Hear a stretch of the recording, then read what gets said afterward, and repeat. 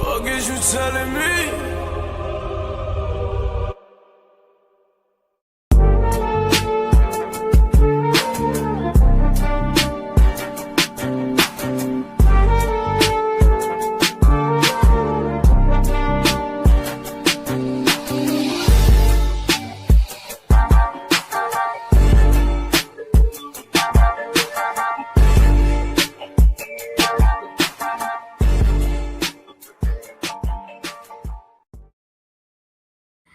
Yes, sir. We are back. Throw the Hook Podcast, episode 8.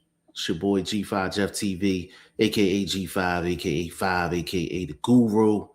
And my partner got Ty Finney, the legend, in the building. What's going on, bro? Man, what's going on, man? Perfect timing, man. Glad you reached out. You know, good day. I'm off today. So let's do this thing. Talk to sponsor, man. Enjoy this Christmas. Yeah, let's get it. Let's get it. Happy holidays to everyone. You know, whatever you celebrate, happy holidays to you. Y'all know how we do. If you in here, say what's up. Put a 1 in the chat. Let us know we sounding good. Once we get that 1 in the chat, we're gonna be up and rolling, man. But we got a whole lot to talk about. Just a couple shout outs before we get started, man. Big shout out to Boxing First Vlog, aka Blunt, who's trying to get his ass in the stream right now. And he still ain't got no luck. But I'm gonna text him now. Big shout out to Shane, man. Big shout out to Shane, Coach Ali, Padman McGriff, the whole crew. You know what I'm saying? Big shout out to everyone. A Vlog, I don't know if you listening, bro, but it still say devices not connected. I don't know what's going on with his situation. But if you in here, please say hello. Please say hello. Put a 1 in the chat. Let us know we sounding good so we can go ahead and get started, man. We coming off of a very popular card. Not gonna say it's a great card, but a very popular card with Anthony Joshua headlining with Jake Paul. We had Alicia Baumgardner. She got a victory in her championship fight. Let me see. Said Mike in AZ. Said hi. What's going on? Hey, Mike, how we sounding, man? How we sounding? Put a 1 in the chat if we sounding good. If we sounding good, put a 1 in the chat for me.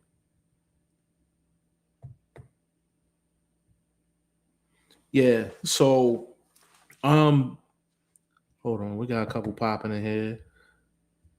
Mike said I'm good. Prophet says hi. What's going on with you? All right.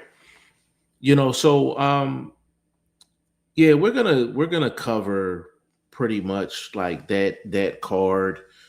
Of course, everybody's talking about the Jake Paul and Anthony Joshua fight, but I want to get into. Here we go. Oh my goodness. You just didn't want to be in the stream today, huh? Oh, I don't know, bro. It's just been crazy, man. My apologies. I ain't mean to hold up the work. Nah, we just started, bro. Let me give you a proper introduction, man. We got a big bro in the building, man. Boxing First Vlog, aka Blunt, is in the building, man. What's going on, big bro? Oh man, trying to get these holidays over with, man. Get past this, but ready to talk this boxing. What's good with y'all? What's the topic? Everything cool, bro. We just running through the comments, man. Prophet said I'm good.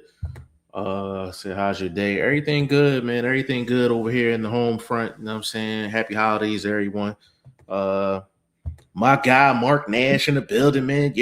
What's up, bro? If you ain't following Mark Nash, please follow Mark Nash, man. One of the best channels out there, man. Please follow Mark Nash for sure. The first topic I really want to get into is actually the Alicia Baumgardner fight. And Legend and I was talking about it for a quick second before we went on live. Like, how did y'all feel about the 3-minute rounds? I'll speak kind of last on that, but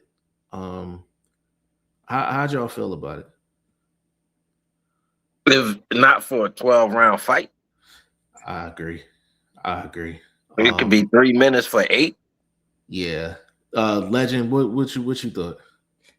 Yeah, I mean, we all know women's fights are what 2 minutes for like 10 rounds. So being a co-main, being co-main of Jake Paul's card and being an undisputed fight, I was cool with it.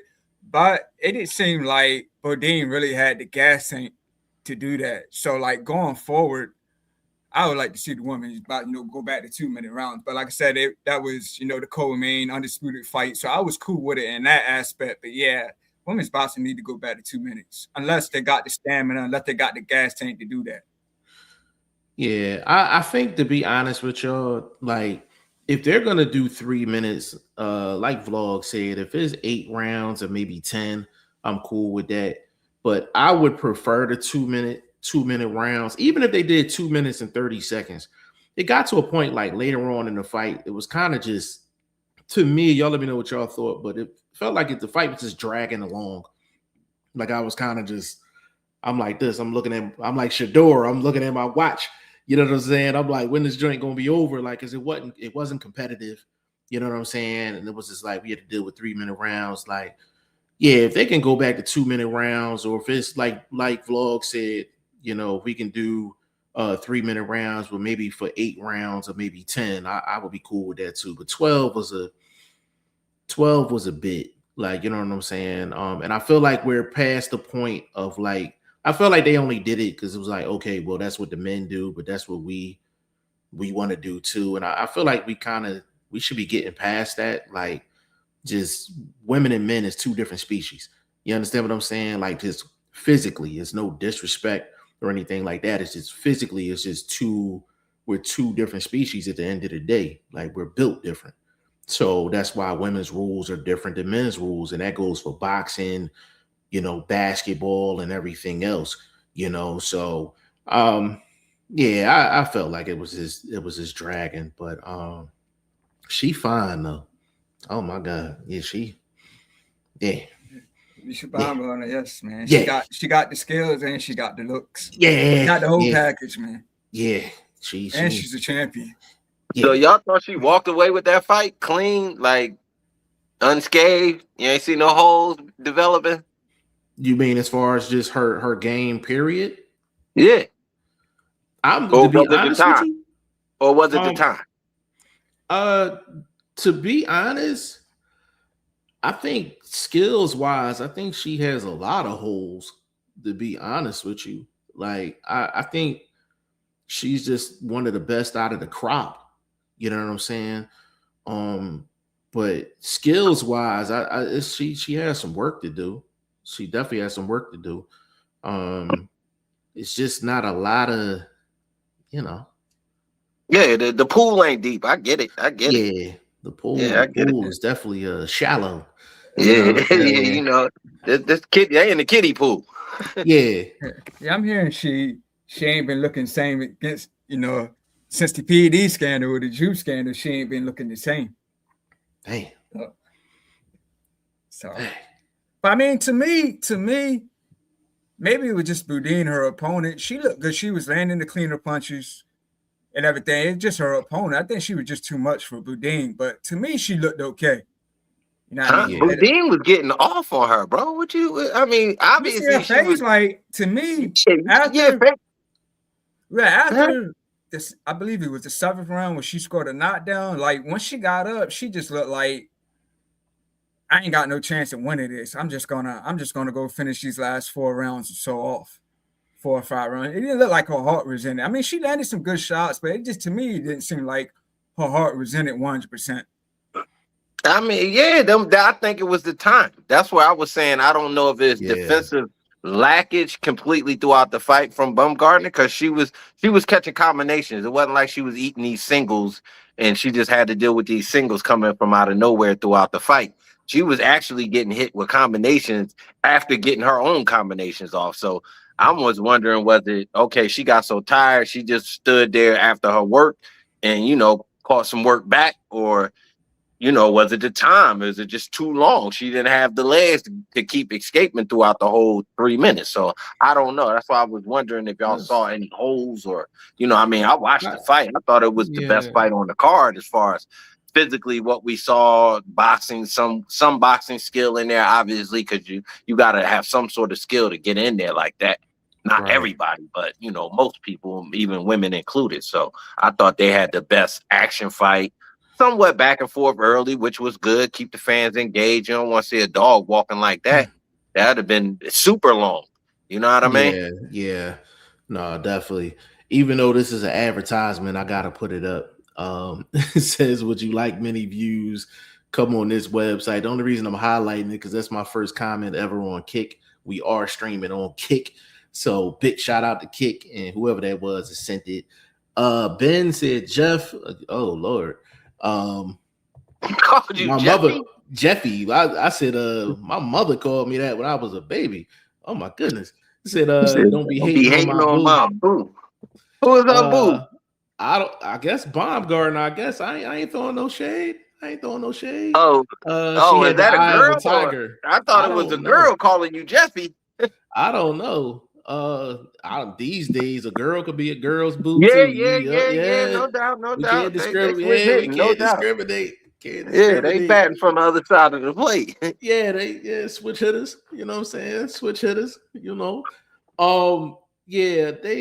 They just it seemed like they both fought with the 3 minutes in mind. You know what I'm saying? Like that was the vibe that I got. But it was definitely some good action. We on this fight still, right? Mm-hmm. Ring size. Why was those girls in that ring? Hold on, I'm about to get to that. All right, so we're gonna transfer over. Let's just get into the whole Jake Paul, Anthony Joshua. Joshua got a 6th round knockout. Regardless of who it was against, beautiful right hand over the top. As far as the ring size is concerned, a vlog, I don't know if you know, but that ring size was a 22 by 22. Yeah, that was an Olympic swimming pool. That's what that was. I said in my video, it was a small parking lot. Yeah, I saw you clowning. That ring was so crazy. Like that ring was so crazy. Bro, why did they have those girls in that ring? That fight looked awkward based on the times, just the 3 minutes, because I keep looking in the corner and I'm like, they got a lot of time left in this round, bro. And then it like they was taking them a minute to even get to each other to start the round. I'm like, damn, because there wasn't nobody running across the ring to get, so the timer was taken and then the engagement, I was like, oh, these gonna be some long rounds. Just based on the ring size, not even them being ladies, I thought it was going to be a long fight. And so was the same thing when it came to the main event. I thought that ring size made that fight longer than it should have been. In my personal opinion, and I'm a strategist in this boxing world, they did Jake Paul a detriment. I'm not screaming for him to win, but as a strategist, if you wanted to give him his best opportunities, don't allow him to overuse his legs with such a big ring. You shorten the ring, make him work on his actual boxing. I ain't going to say ability, but learning, whatever he's learning. Let's see what the angles is like. Let's see what the side steps, the parries, like, let's see some other stuff outside of the jaw jacket. And we didn't see anything but jaw jacket since he started this boxing thing. Well, Legend, you got something for that? That was the first thing I noticed, man, when I turned on the card from the get-go, was that ring. I said, dang, that's a big ring. And that was a 100% to me, a Jake Paul move. He knew he's going in there against a big guy, a big puncher. So he knew he had to use his legs. And that's what he did. That's what he did. But hold up though, Ty. Isn't if you're smart, a big man coming forward won't burn out like a big man trying to avoid somebody else. See, so it's not like you went in there like, yo, I'm going to give this dude a big ring because he going to be running. And eventually, I'm going to catch him. What? How are you thinking you're going to be the dude of avoiding a dude that, can get to people. He ain't the greatest cutting the ring off type of guy, but we've seen him corner several of his opponents and get them out of there. So he does have the ability to trap you at some point, run you down at some point. So I just thought it was just bad strategists, bad management, and they actually served him up on a platter like Netflix wanted him to be served up on a platter. Well, I mean, let me add this. Let me ask you this, Vlog. Has Jake Paul fought like that against anybody else that he's fought? Jake Paul is stopping these guys. This the first. Yeah, he fought a little bit like that against Fury. He was doing a lot of round the ring, forcing Fury to come to him. A lot of that pulling him in, tying up, leaning on the ropes, trying to rest himself. I saw a lot of that sort of roundabout the ring sort of boxing style that he has, which is not really a style because he's not throwing the jab off the ropes. He's not doing anything slick or boxer-esque off those ropes. But go ahead, Jeff. I don't want to hold you up, my dude. That's your show. We good. No, we straight. I think it played out exactly. I think it just played out the way it was supposed to play out. Like 22 by 22 was insane, yo. Like it's insane. Like the amount of movement that he had, he was tired. Listen, he was tired after round 2, just off of the movement. Yeah, but he's never been somebody that has a high conditioning, even when he's coming forward and he's the aggressor. Understood, but it's kind of like a pick your poison when you fight a guy like that. Oh yeah, that's Netflix told him you gonna take this shot.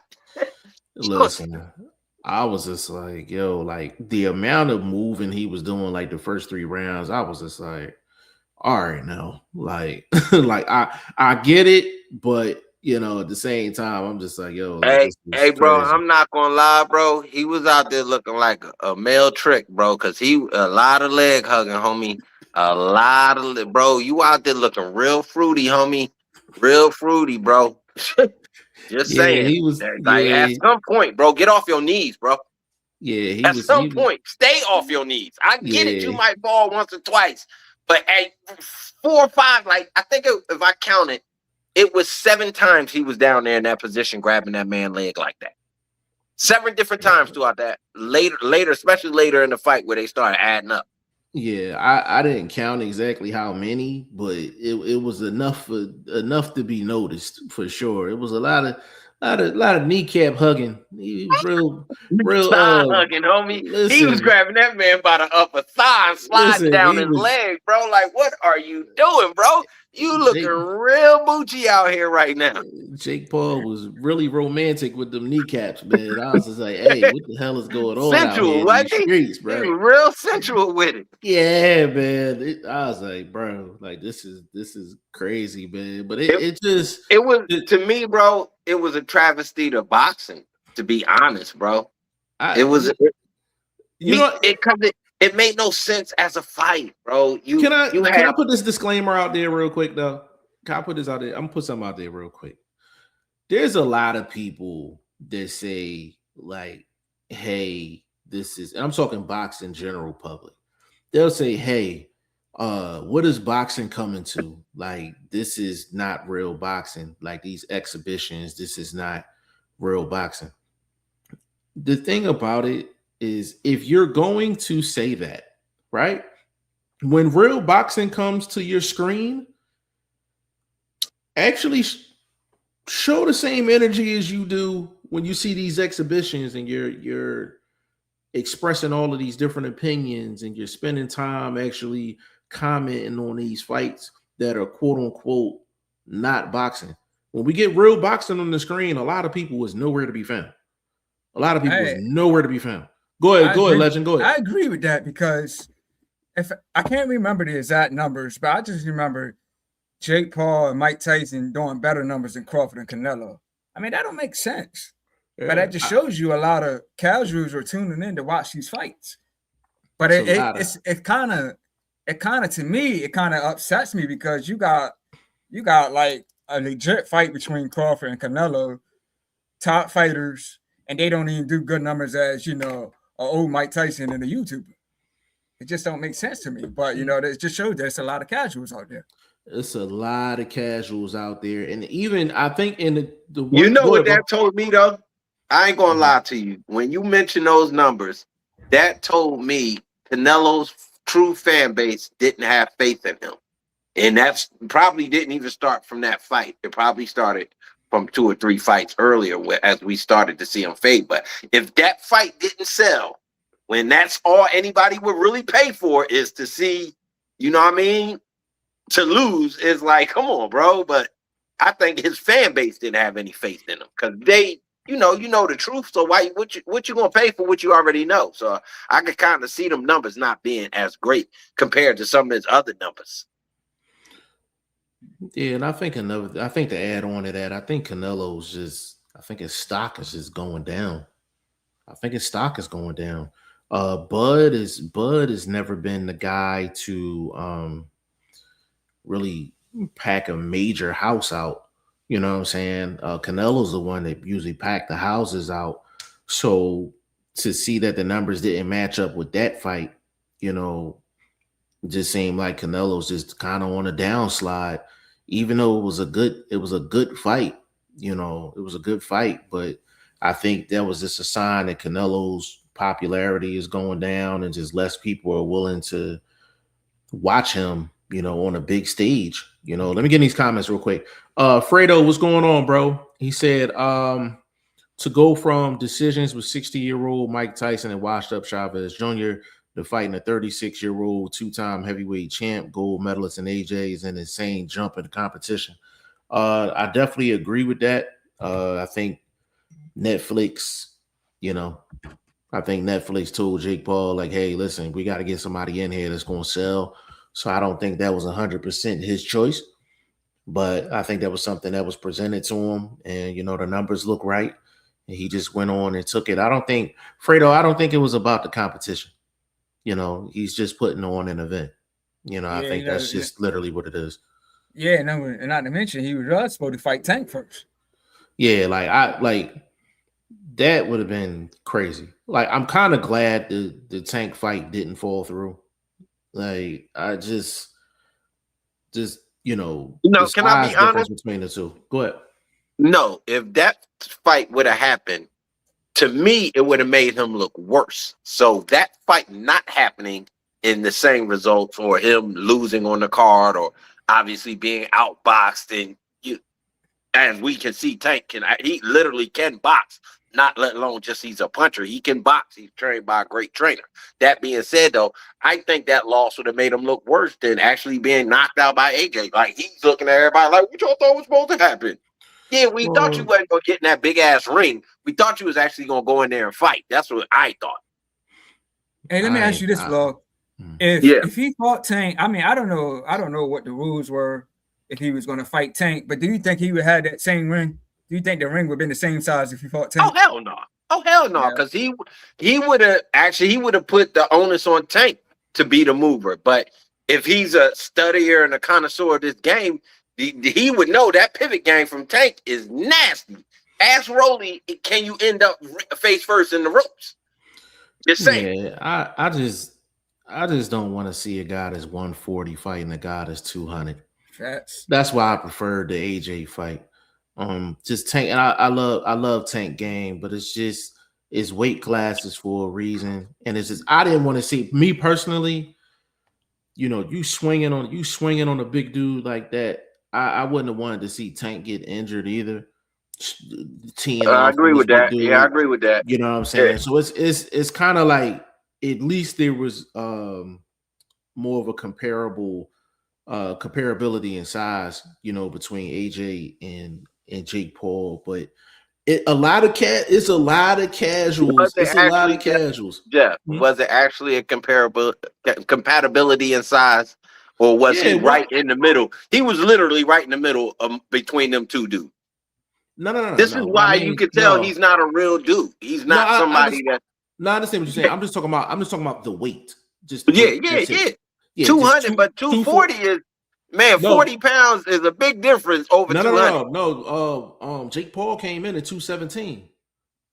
He came in at 217. So where AJ come in? 245. 240, yeah, 245, 246. That's what I thought. 246. Yeah. Yeah. I mean, it's still, but that's still major, baby. That's 30, 35 pounds, baby.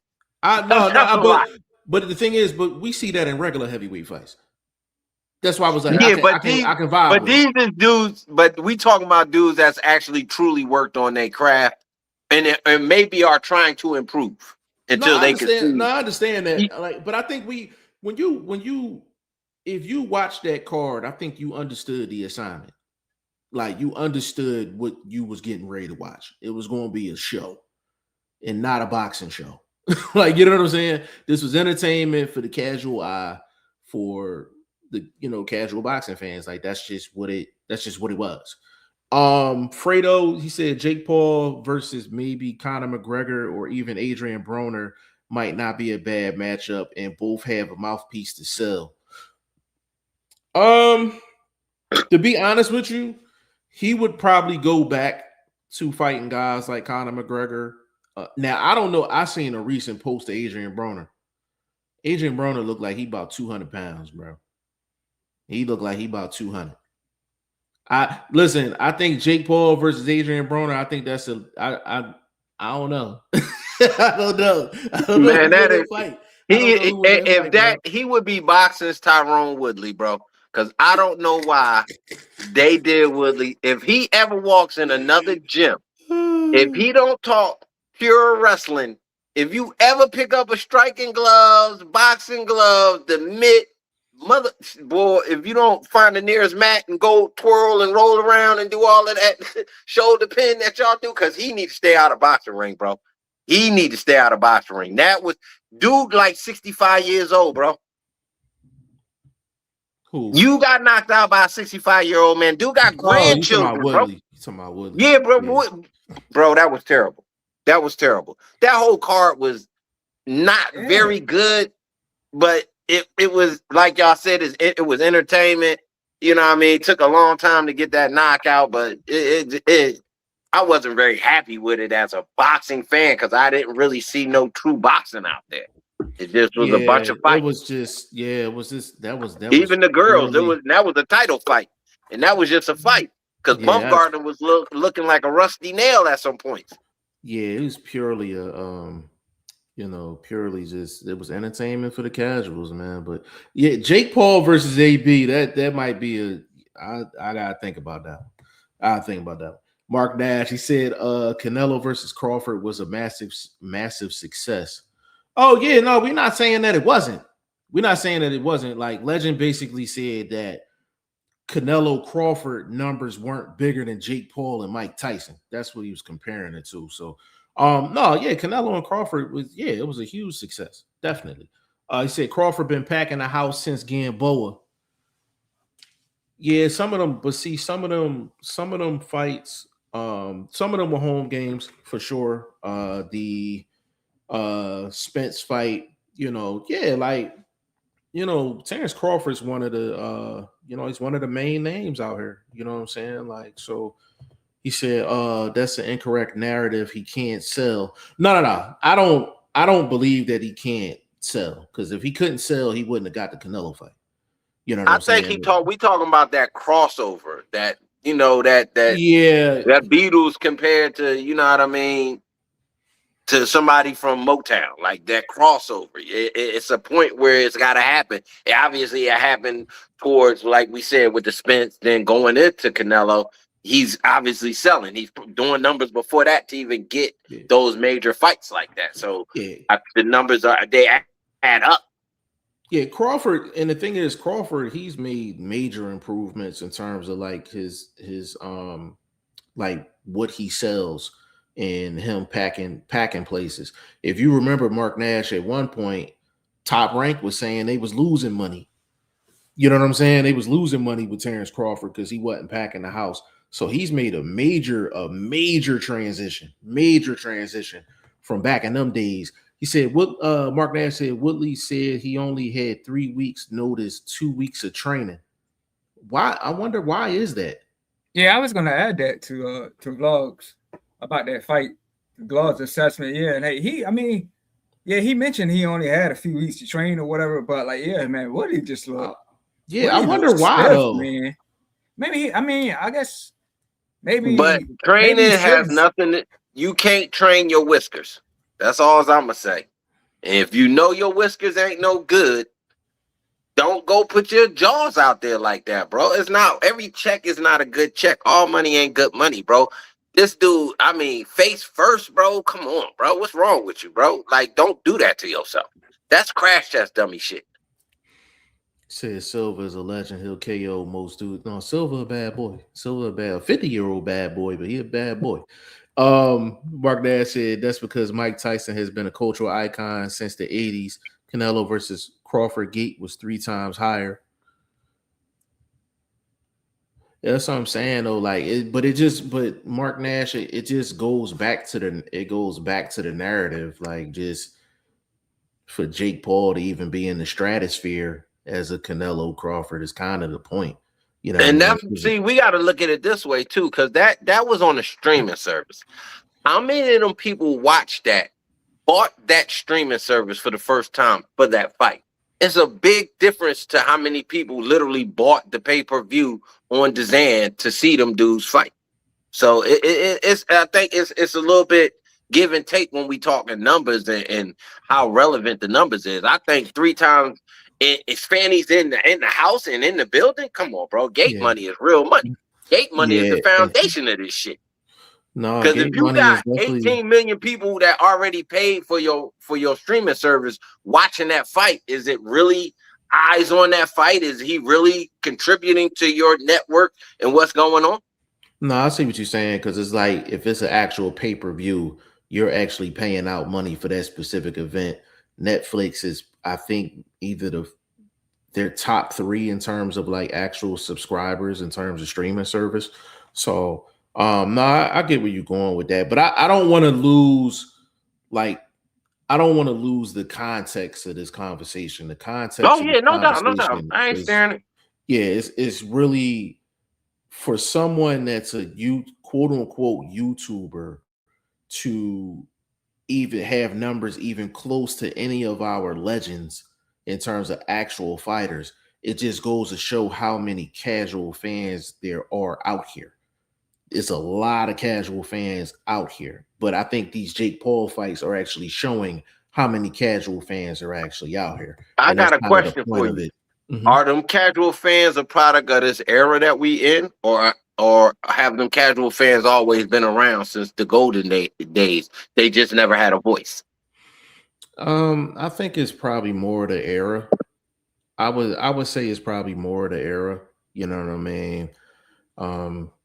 You know, it's just, but you have more action type events. So you have like MMA is more popular now than it was back in the day. You got some of them people that watch that. You got the league where they smacking the hell out of people. You got that, and people are entertained by that. So I think it's kind of a little bit of the era too, but you know, it's just a lot of casuals out here. There's a lot of casuals out here. Oh, you know, let me get in this real quick. He said that's not true. They lost money because Bud didn't give them a discount during COVID. Yeah, he didn't give him a discount during COVID, but the one thing about Bob Arum, like, he'll pick and choose who he say that about. And Mark Nash, you know this, he'll do that with the black fighter. So me saying that was kind of, people listen to Bob Arum. So when Bob Arum said like, hey, I'm losing money on Bud, people was running with it. People was running with it, whether it was right, wrong, or in between. Because at the end of the day, like Mark Nash, we don't have the books. We don't have the books. Like, I don't have the books. You don't have the books. Nobody has the books, so we don't actually know how much profit it was and profit loss margins. His track record can speak to that. You know what I'm saying? Because it sounds similar to what he was saying when he had Floyd, and he was saying Floyd was costing too much for promotion. Yeah. So isn't that the same sort of argument? Just worded it differently. But I think he goes there. But it seems like he goes there with the black fighter. That's my point. I'm just speaking. Like 2 of his biggest black fighters he's ever had at Top Rank. He said the same. Looking at them historically now. Yeah, it's the same argument, just stated differently for 2 different fighters, but it's the same argument. And then you have to have that logic. You have to have that knowledge to kind of differentiate like him just posturing and negotiating or him just like hating. And I'm talking about Bob Arum. Like Bob Arum could have, like, Floyd got bought out of that contract. Floyd got bought out of that contract. Like, to be honest with you, I'm like, if Bob Arum really wasn't being cheap, he could have just kept Floyd. You know what I'm saying? Like, could have kept him. But it goes back to, I think, the black fighter. I think that's what he goes with. And it's not whether it's true or not. It's him putting it out there, and then people either, you got some people that don't like black fighters. You got some people that don't like Bud. They took it and ran with it. Sometimes people can say things and it's not true, but people will run with it and entertain it for a long period of time. So even though it may not be true, Mark Nash, people have attached that to Bud Crawford. It's not fair to Bud Crawford, but they've attached it to his name. And that's why I mentioned it. He said Bob was trying to damage his stock when he knew Bud wasn't going to resign with Top Rank. I agree with that as well. And it's a whole, like, Bob Arum has a track record of doing this with not only the black fighter, but just a fighter that's getting ready to leave Top Rank. Like, he pulled some BS with Manny too. He pulled some BS with Manny Pacquiao too. You know what I'm saying? He said that's proprietary information. We never know how many bought that app unless they tell us, though. No, that's a fact. That's a fact. He said Netflix is number 1, Amazon and Disney are 2 and 3. Yeah, but see, that's what I'm saying. But I'm just using us, and we'll never know their company numbers, but we can apply common sense to be like, yo, I doubt if that was 50,000 new people came in there and purchased that app for that fight. No, I got you. What I mean? Yeah, I got you. You know, you kind of see what I'm saying? I see exactly what you're saying. Like, it's one of them things. It's like Mark Nash said, like, Netflix is number 1. So you're having that type of an event on the number 1 streaming platform in the world. It's like, how many eyeballs were actually on there for the first time, or it's just on the biggest platform in the world. You know what I'm saying? Like, if you put my podcast on Netflix, I'm like, my numbers are gonna go crazy just because I know somebody's gonna glance by it. Like, I get what you're saying, for sure, but it's kind of that's just the world that we're in. I think we have a lot of real boxing going on. We got a lot of good matchups, a lot of competitive matchups that happen, but it's just every once in a while you'll have this quote unquote exhibition for, the casual fans, and I just don't want people to get too invested. Is it me, or did boxing feel like it was like a strike year? Like, you know what I mean? Felt like kind of what was happening in Hollywood, like, when all them writers and everybody went on strike, and just like everything just kind of, came to a little.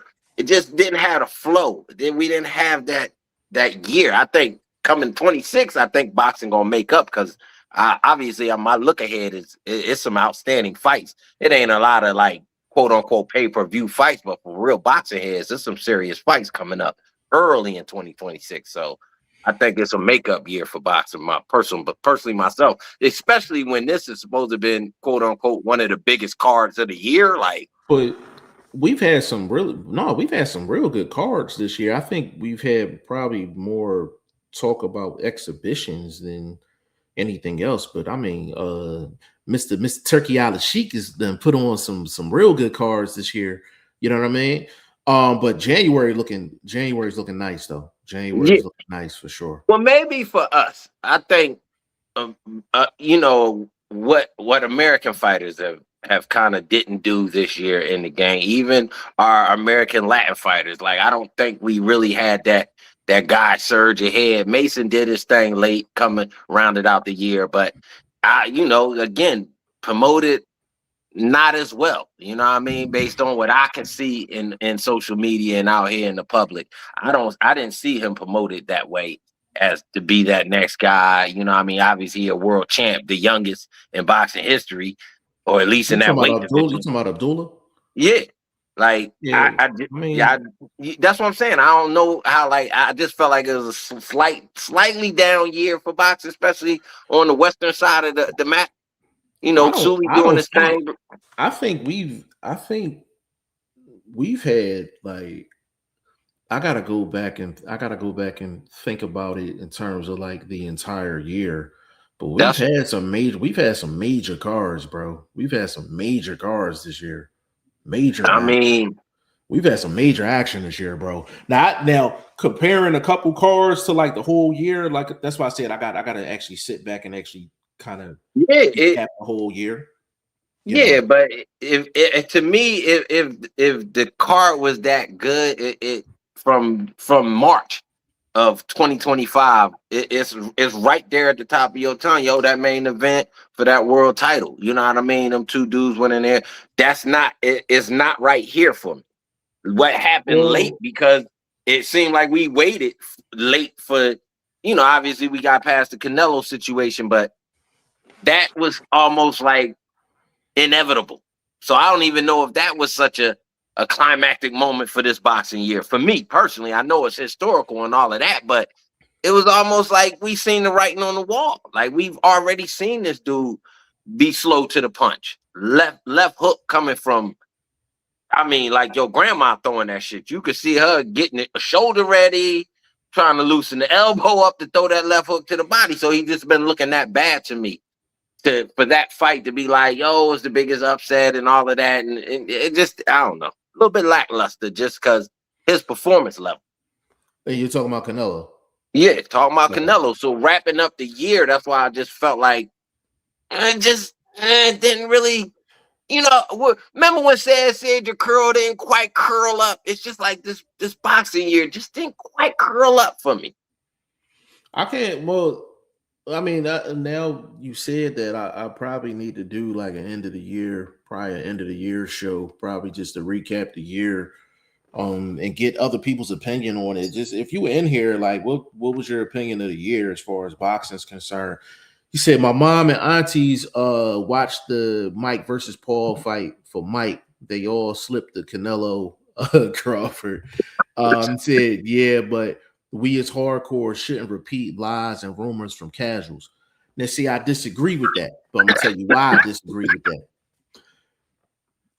There's hardcore fans that have a lot of hatred for certain fighters. It could be certain fighters, certain promotional companies. You have a lot of hardcore fans that really they only focus on certain areas. You know what I'm saying? Like we got a lot of biased hardcore fans. That's where I'm trying to go. We have a lot of biased hardcore fans. So you have to point out these things in order to let people know that they are lies, that it is cap, because there's more lies and rumors from casuals floating around that hardcore people actually listen to. You go on Facebook, right? You go on Facebook, there's boxing groups that have 200, 300, 400,000 members, and you see all types of crap on there. But you'll see like 400 or 500 comments, and these are like, some of them are like hardcore fans going back and forth with casuals trying to really like educate. You know what I'm saying? So sometimes you can't just let people say what a lie is. You know what I'm saying? Like, because if you don't say like, hey, this is a lie, or hey, this is some nonsense, that lie will spread around. Mark Nash is just like you said with Bud, with Bob Arum. Bob Arum said, hey, I'm losing money with Bud. If we take the approach that you're saying, right? We take the approach that you're saying, like, we all know that's probably a lie. You know what I'm saying? Like, we all know that's probably a lie. But for us hardcore fans, especially us in media, we have to highlight when there's some bullshit coming through the screen. We got to highlight when there's some nonsense going through the airwaves. Like, it's our job. It's our job. And we can't say, hey, I have the same knowledge as Mark Nash, or Mark Nash has the same knowledge as me. We have to make sure that we're delivering that message to all of the people, saying, hey, this person said this is nonsense. Like, you have to highlight it, because you can't assume that every hardcore fan has the same knowledge. Can I do that right now then? Can I do that right now? This, for example, of what Jeff is talking about. They just Maxi Pad and them from Ring Magazine. They just had who's Maxi Pad? Because you got I know who you're talking about, but you gotta say Kellerman. Kellerman. Okay, go ahead. Maxi Pad Kellerman was on that Ring Magazine platform that they done gave him to for him to do what he do. You know, he the Grand Wizard. So anyway, that said, they were letting Ryan Garcia bump his gums, which most of these platforms do. But if they were solid in supporting Jeff's statement, he said, "Yo, whatever I took, it was tainted." Instead of being real to the game and just a real person and a real journalist, a real boxing fan, head supporter of just the sport, you would have been like, "Yo, tainted by who, where, when, and why?" Not let him just say, "Yo, these things could be tainted," and just let him walk off with that and just leave that out there as if that's just it. He said it was tainted, so that's just it. What the bro? Like that's what I mean. You can't. I agree. You can't let these dudes get away with it, but you have these big platforms like Ring Magazine where they allow them to get away with it. So that reinforces the casuals to believe that they guy was wrong in some kind of way for having a DQ on his record or losing his belt or whatever, and just not being solid people because they're supporting this. So we gotta fight back. So even from the smallest platforms like mine. And Mark Nash and I'll give you another example. So take Subriel Matias, right? Subriel Matias fight is still going on. Mark Nash, you and I both know, and everybody else know that he failed the test. He failed the test. His test came back hot. The WBC said, "Hey, he's innocent, but he has to take an additional test, and he has a year probation." Mark Nash, it is our job to tell everyone that's bullshit. What the WBC is kicking is bullshit. You feel what I'm saying? I don't care if it's from casuals. I don't care if it's from the WBC. I don't care if it's from a sanctioning body. I don't care. Listen, it can be legend. It can be blunt. If I feel like it's some cap, I'm like, "Yo, bro, that's cap." You know what I'm saying? Like as media, if we're hardcores, part of our job is to highlight the nonsense and let people know what's real and what's not. That's kind of just part of our job. You know what I'm saying? That's part of our job. So I don't agree with we shouldn't repeat lies and rumors from casuals. We have to highlight that stuff because we don't know who's listening to it. But what about when the boxers lie? What about when the boxers lie and they management lie? Like what about boxers? Boxers lie, management lie, casuals lie. Like a lot of people lie.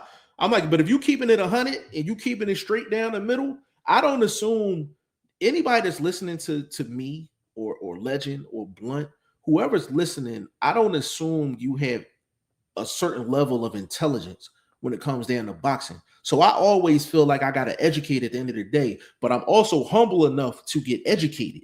You understand what I'm saying? And so, Mark Nash, that's why I'm glad that you're in the comment section and you're saying the things that you're saying, because people need to hear these different types of perspectives. But we're coming down two different paths, but we're getting to the same spot. At the end of the day, we're trying to highlight what are actual facts and what's BS when it comes down to the sport of boxing. So I'm glad that you in here kicking what you kicking. You know what I'm saying? He said, "Tell me how get to that number 50,000 that 50,000 did or didn't buy the app for the fight." According to Netflix, they had 1.43 million new subscriber accounts for the Jake versus Tyson fight. That's crazy. 1.3. Wow. And he said, now how can we verify that? Like, well, there's no way we can verify that. We can only go by what they said. That's what I mean. Like that's it's like when you talk gate numbers, like when Ty brought up the gate, that you can see that when they panning that camera around, you can see that. You know what I mean? So that's a little different than them saying. That's the world we in, though. Like it's just no doubt. That's the world we in for sure. No doubt. Mark said around 33 million people globally watched the Jake Paul versus Anthony Joshua boxing match live, on Netflix. They haven't released the new subscriptions yet. Okay, fair enough. He said, yes, a lot of great cards this year. Mark Nash, like I said, we're gonna do a recap joint for the year, but I felt like it was a lot of good cards for the year. Was it that year? Like, we had some years in boxing, right before COVID. Like, you know what I mean? Even struggling through COVID, we had some decent little fights. You know, I'm just saying, I just didn't. Hold on. Just for me. Ring 3 and 4 said the last Crescendo was a good card too. Canelo Crawford, Shakur Stevenson. He said, I had a blast. I went this year in boxing. I went to Orlando, Vegas 3 times, in Japan, all for boxing. That's love, bro. That's what's up. That is what's up. He said, yeah, but that's not what was happening. Y'all said the Bud was packing out the arena, and I've been to mad fights. And it was packed. Let me see. He said, Hunt, you didn't highlight, fam. You said it like it was a fact. He said, yo, Maxi Pad. Sometimes they aren't allowed to ask certain questions. I mean, I know. Yeah, because Tank just had a little interview situation like that. And dude was almost like a hype man. You know what I mean? He wasn't really interviewing him. He was kind of softballing it. You know, I get it. Yeah, he said that's definitely BS. But if you solid, though, you solid. You know what I'm saying? He said, I think I missed my point.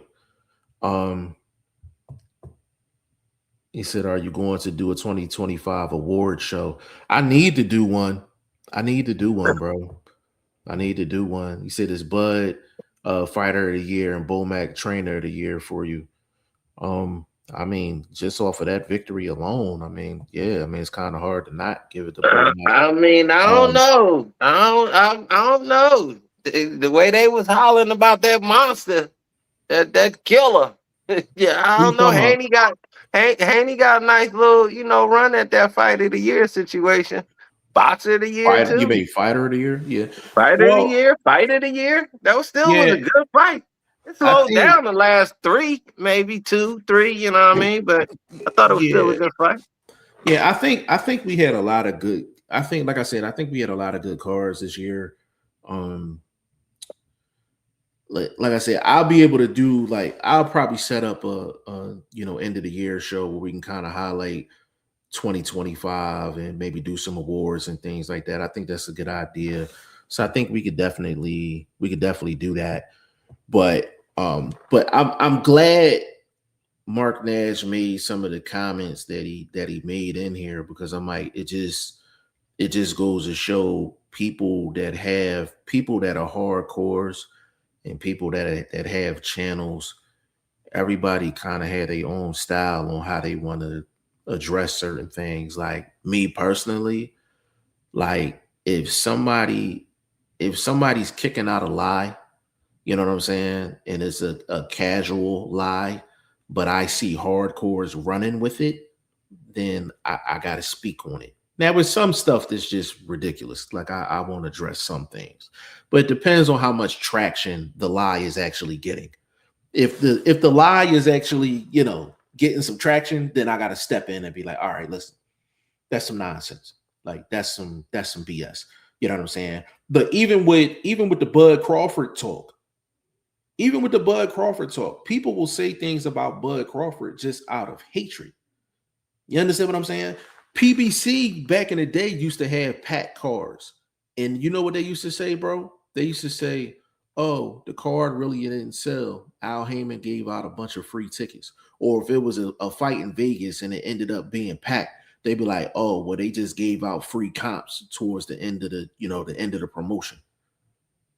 You understand what I'm saying? Like, so even if a fight is packed, a person that has a negative connotation or somebody that just wants to put a negative spin on it, they'll say, oh, well, it was only packed because they gave out free tickets at the last minute. So you got that too. So I'm like, you have to put everything into context. Now, as far as Bud is concerned, yes, Bud has been stepping it up. Spence, Porter, You know, he just had the Canelo fight. Like he's, you know, he's unified. Like we understand it. So when I speak of Bud, I think Bud has just as many haters as fans. So when you're speaking about his crossroad, and for a lot of fighters in them positions, same thing with Canelo. When you leave that original base, is like, especially if you're leaving that original base accomplished, your takeoff and your launch pad is pretty much set up. You know what I mean? Because now you're an independent operator. You going to the highest bidder, so it's automatically a scale. You start scaling upwards from a position that them two guys kind of took. With obviously Canelo leaving Golden Boy in that situation behind them, his numbers obviously elevated. Yeah, I mean, and Bud definitely done scaled up for sure. But he's kind of done it more in a traditional way as well. You start scaling up by starting to sell out home games. You know what I'm saying? Like when he fought in Omaha, he was packing the house. And that's where it starts. You start from home, you pack out your home. Because there's not a lot, because everybody don't, Mark Nash, everybody don't pack out their hometown. Let's make that clear too. That's not a guarantee. It's not a guarantee. You know Especially what I'm saying? Depending on where you're from. Yeah. So like you take a Sean Porter, for example. Sean Porter's from Ohio. Like he not selling out nothing nowhere. Cleveland. He not. He Akron. He might get a house in Akron. Yeah, Bud actually went about it the way you're supposed to go about it. You know what I'm saying? Like you start with the home games and then you go from there. Not a lot of fighters can just start packing the house and they don't start like in their hometown. Like you take like Floyd's from Michigan. Like he's known to be from Vegas, but he's originally from Michigan. You know what I'm saying? But he ended up packing the house based off of not only his fights, but he started making power moves. Terrence Crawford started making power moves. He started making power moves, then his numbers started to increase. You said he was packing the house since Gamboa. Gamboa was a home game.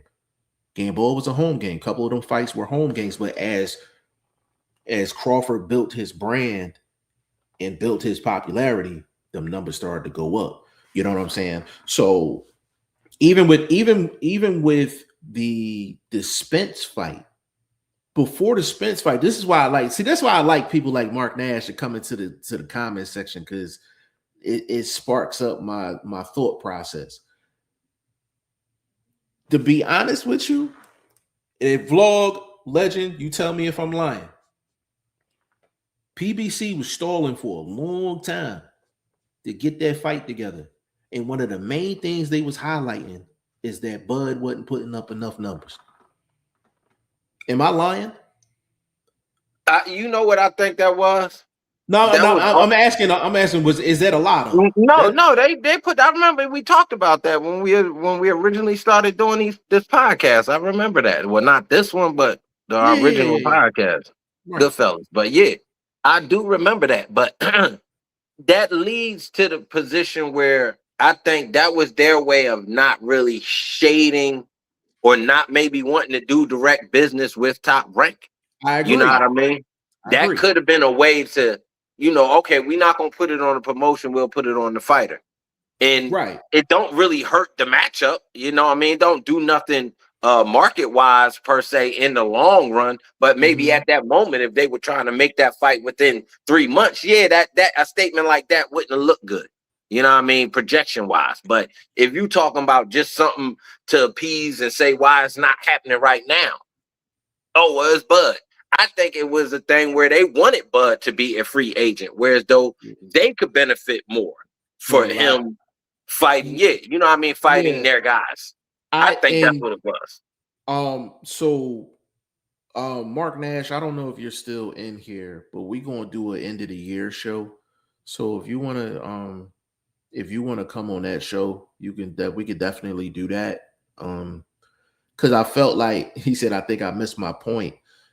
I should have just shot you the link. Because it's sometimes you comment in this comment section, and sometimes you just reading versus you actually hearing it is kind of like two different things. So, I'll reach out to you, bro. You know what I'm saying? We'll do that show, and I'll definitely have you on for sure. Like I understand where you're going with some of the statements that you're making, but it kind of goes back to my original point. Like even PBC and even Errol Spence was trying to use them same lies that Bob Arum was saying in negotiations because they didn't want to do business. They didn't want to do business. They really didn't want to fight for a while. They didn't want to fight for a long time. You know what I'm saying? So these lies and stuff from casuals and stuff like that, sometimes boxers will use those lies. Sometimes managers will use those lies. Sometimes promotional companies will use those lies. Sometimes members of the boxers' teams will use them same lies when it's convenient for them. So that's why I say we got to speak on a lot of this stuff. We got to speak on a lot of this stuff, bro. Even if we don't want to speak on lies, I got a couple questions, couple issue topics. Mm-hmm. The catch weight situation that didn't happen with Boots and Devin Haney. Who's lying? Like it because I'm hearing that Boots and them offered a catchweight fight to Haney, but yet they turned around and fought for a 154-pound title. Weird. That being said, Dev said that they offered the fight. Pop said that they offered Boots and them to fight. So who is lying? I don't know who's lying. I can definitely find out though. I can definitely find out for sure. I would love to know that. That has been something that's been boggling my mind because Pops just was on somebody thing and he was like, yeah, we offer Boots and them to fight. So we out here making the big fights. And, he's still hyping himself up, him and his son. They doing their thing. I ain't mad at them, but I just would like to know how that worked out or like, I mean, it's weird. It's weird. And then my second one, the situation with Keyshawn Davis and Shakur Stevenson, and Shakur just standing 10 toes down that he would never fight this dude. Mm-hmm. But he kind of semi-contradicted himself because he said he would fight him if it was legacy money on the line. Like, you know what I mean? Well, I mean, family money, hand down money.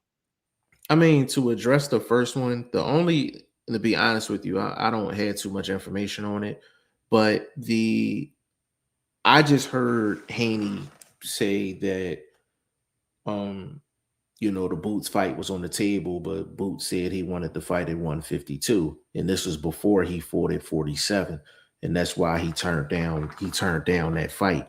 But if it was at 47, he would have took it. So I don't know. Outside of that, I haven't heard Boots or Bozy mention anything about Devin. If they have, I haven't heard it, but I can definitely find out for sure. I can definitely find out. I want to just know who lying. That's it. No, like obviously the fight ain't happening. It's not going to happen. Dev is not running up to 154. He's not on that historical pace. I think, to be honest with you, if it was enough money on the table, I think Boots will go down to 54 and go down to 47 and go see Devin if the money was right. That's why I said I would have to ask about that because I'm not really sure. Bro, to be honest.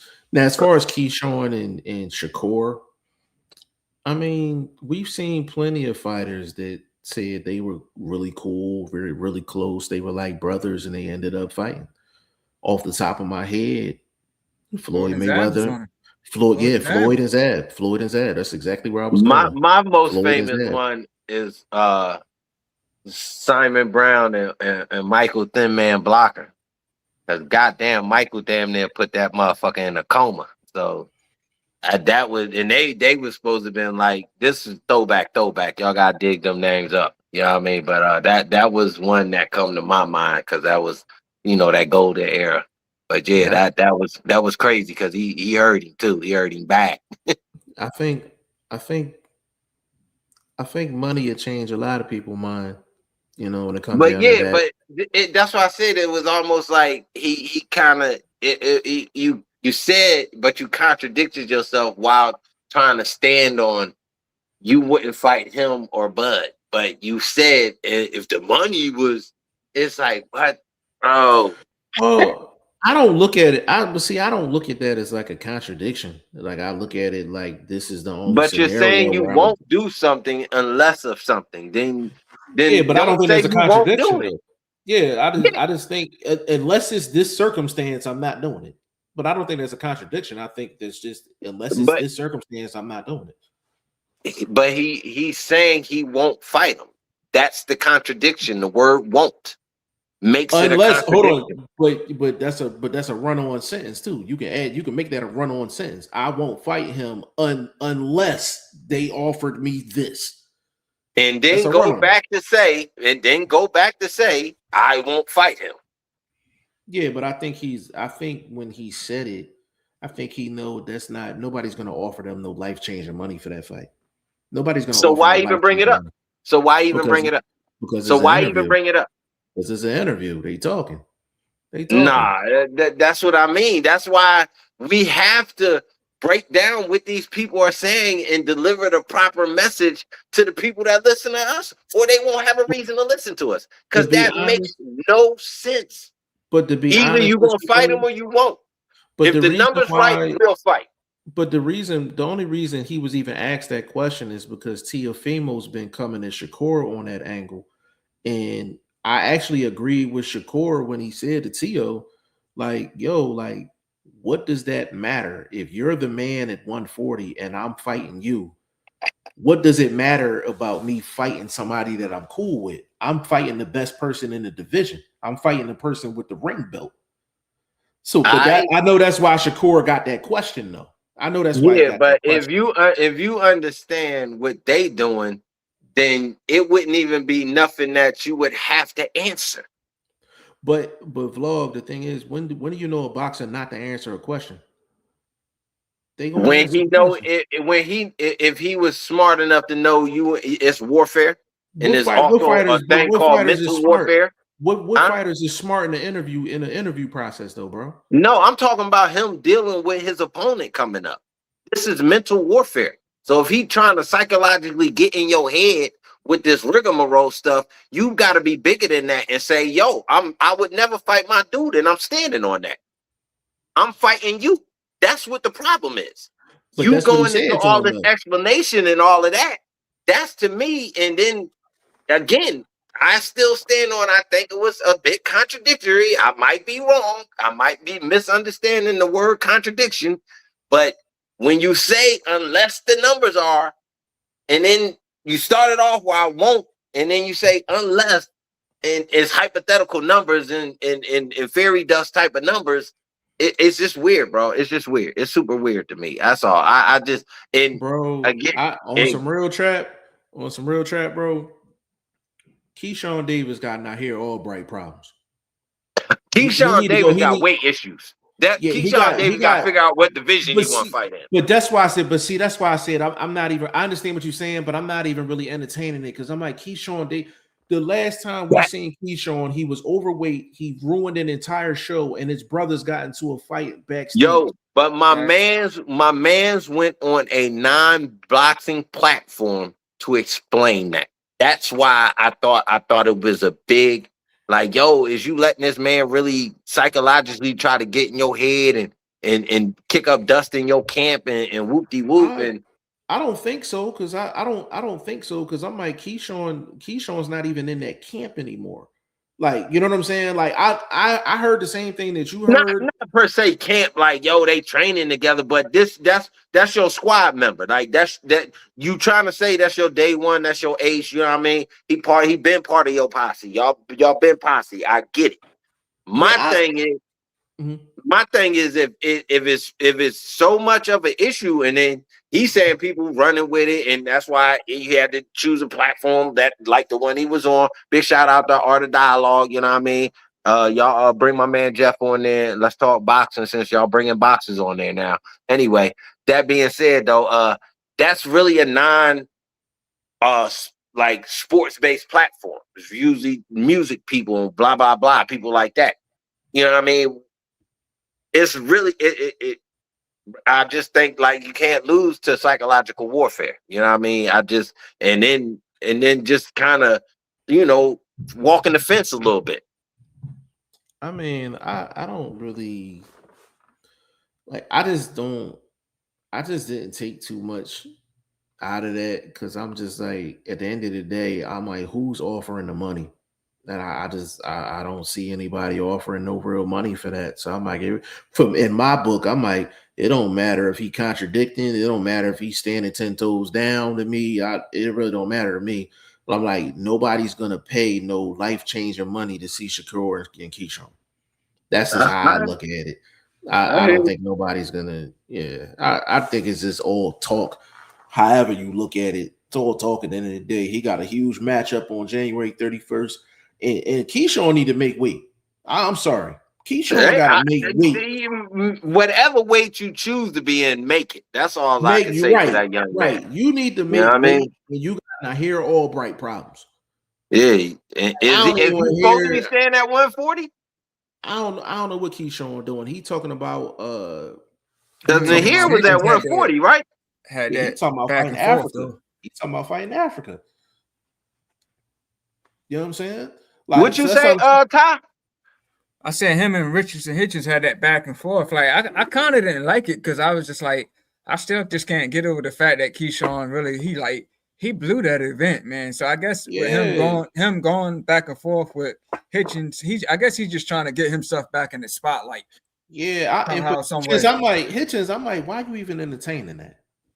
I'm more pissed off about that than Shakur talking about Keyshawn. I'm like, for Richardson Hitchens, I'm like, why are you entertaining that? I'm like, yeah, his biggest fights is across the pond anyway. He'd get more money fighting them boys over there in London and all of that than anything with Keyshawn Davis right now.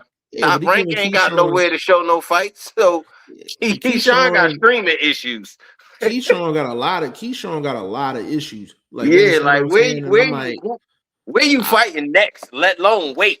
Right. And I'm like, you don't know who undercard you gonna be on, because you ain't got no card to carry no more. And you probably owe Bob Arum some money too, because you screwed that card up. That's what I'm saying. Like some stuff to see, that's a classic situation where I'm like, I'll speak on it, but I'm not really entertaining it. Like Keyshawn got a lot of other problems before he got to get to Nahir Albright. He got to get to Nahir Albright. Forget Hitchens. He got to get to Nahir Albright. He got to get to his tail. He done took that little Bob Arum money and put that money into his brothers and them.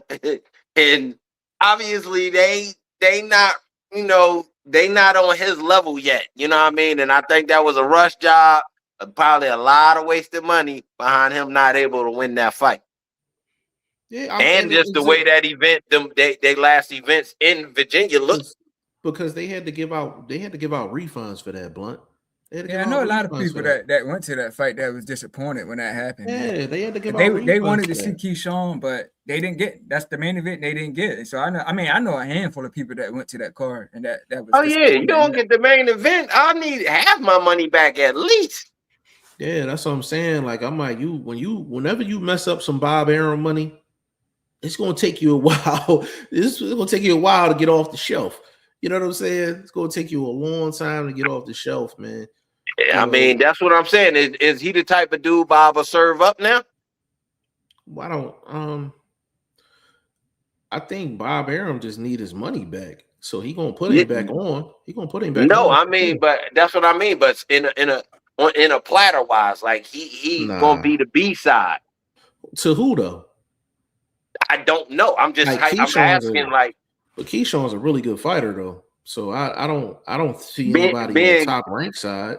I don't see anybody being on top good rank and I mean but top rank though. They not setting their own cards up, so they in a fill-in position. So what I'm saying is, if he was to give up Bob Arum and them, sending a guy to a Turkey card or to a whatever PBC doing with Paramount and them, would he serve him up, or would he be asking for him to be the A side on that card? Well, him and Well, Keyshawn and his brother signed on with Jay Prince, so I don't think he's serving up anything with Jay Prince around. So I don't think that's happening. To be completely honest, I don't think But he's are serving they up. in A side positions? Not right now. They not. No. Okay, that answers my question. Yeah, Okay. they're not right now for sure. Like I said, he need to go see Nahir Albright before he can mention a Richardson Hitchens or Shakur or anybody else he want to mention. Like he need to go see Nahir Albright. Like, gotta square that off. I agree with that. Gotta square that off. Gotta square that off. I mean, but are you supposed to be out there fighting your brother battles like that? Hey, listen. That was mano, baby. You know what I mean? Hey, man. You know. You got or is he not supposed to be working with bro, tightening him up and going begging for that rematch? You know what I mean? I don't know. But I mean, the storyline is there though. I know. I get what you're saying. I'm talking. You know what I mean? Principle. No, I feel you. You know, so I just. That's just one of them things where, I mean, we got a huge fight January 31st, T.O. and Shakur, Keyshawn, he got a bunch of other issues that he need to address. I have to be honest with you, it's probably going to take him all of 2026 to address the issues he need to address. He need to see Nahir Albright, and then he probably need to get another fight in too if he gets past Albright, which I would expect him to. But Nahir Albright is a good fighter too, though. He's not. I don't think he's on Keyshawn's level, but that's why you get in the ring. You know what I'm saying? That's why you get in the ring. He was an underdog against Keyshawn's brother, and you seen what happened. So Keyshawn got a long way to go, despite all of the talking and on camera stuff that he's doing. He got a long way to go to get back to where he needs to be. But I'm glad we talked about this stuff today, because I'm like, now we got to do an end of the year show. Like, we got to do an end of the year show and actually highlight how many good fights and how many good cards we actually have. We can actually rate 2025 as far as boxing. Give it an A, give it an A plus, give it a B, B plus, C. You thought it was a terrible year. Like, we could definitely do that. So I had to do some prep for that show, for the end of the year show. We'll probably do some awards. We'll probably make it like an award show and all that, fighter of the year, KO of the year, prospect of the year. We could do promoter of the year, trainer of the year. We could do all those things, but we'll probably collaborate, together on that. So again, Mark Nash, if you're still in here, bro, like, you can definitely get an invite to the end of the year show. We can actually kind of come back to this conversation as well, and you can kind of highlight some of the things you were saying, like, actually in the comment section, like on the show. Sometimes it's better if you just hear things just verbally versus reading them. You know what I'm saying? So we'll definitely make that happen.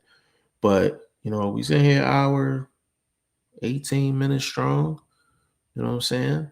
Good show for sure. Ty Finney, give me your social media. Let them know what's going on with you, bro. Yeah, man. Facebook, Ty Finney, podcast in this corner. Ain't really got nothing popping right now, but man, I'm doing a lot of stuff behind the scene that's not dealing with boxing. But I'm always here, man, to talk some good boxing, man. So I'm always here to chat for sure. Big shout out to Ty Finney, the legend. Boxing First vlog, giving you social media, let them know what's popping. Man, I am on Boxing First vlog right there on your screen. Also, my YouTube channel. Expect me back after the first of the year, banging out videos, matchups. I'm about that bottom line. So I'm definitely be talking about the odds and things like that. So trying to get in my bag in 2026, man. I'm trying to be deep in the mix, you dig? So expect that back from my channel. Check me out on Instagram, coming back soon, posting regular at Boxing First, the #1, because there's a bunch of them little pages I was trying to put up. But check the current one. You'll see the little post that Shane made for me up in the corner with the OG. Mouthpiece. He used to run with Ali. Y'all know who he was. Mouthpiece Slick, you dig? So that being said, though, but that's Boxing First, the #1. And the boxing and the vlog is all lowercase. So that's the Instagram page. All right, big shout out to Boxing First Vlog, man. I'm all over the place, man. Facebook, Instagram, TikTok, Kick, YouTube, everything G5 Jeff TV. Definitely subscribe to Boxing First Vlogs YouTube channel. Subscribe to Ty Fenney the Legend in his corner YouTube channel as well. And also reach out to us on social media as well as far as this end of the year show. If you have any ideas for the show, if you want to be on the show, definitely reach out to, Legend, reach out to Vlog, reach out to myself, whoever, we all in contact. So, you reach out to one, you reach out to all three of us, you know what I'm saying? So we can definitely get this end of the year show going. I have to figure out a date. See, it would be a good time to actually drop that. And, that'll be the final show for the year, man. So on behalf of Ty Fenney the Legend, Boxing First Vlog, and your boy G5 Jeff TV, man, this was episode 8, the Throw the Hook podcast, man. We're going to see y'all before the year is out. Peace. Hey. Peace.